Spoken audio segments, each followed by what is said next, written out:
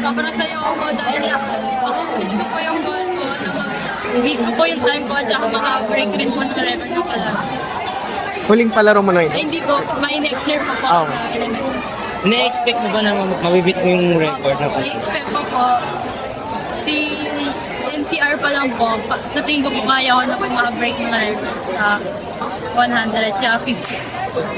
Paano lang yung naging training mo? Kasi sabi mo, napaka-confident mo na ma-beat mo yung record. Paano lang yung naging training mo heading to this palaro?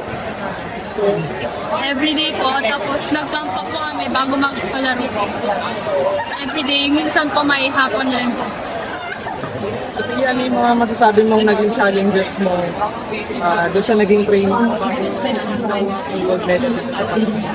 Mahirap po, pero kailangan po believe in yourself po para alam mo niyo po sa sarili niyo na kaya niyo po i-break yung record.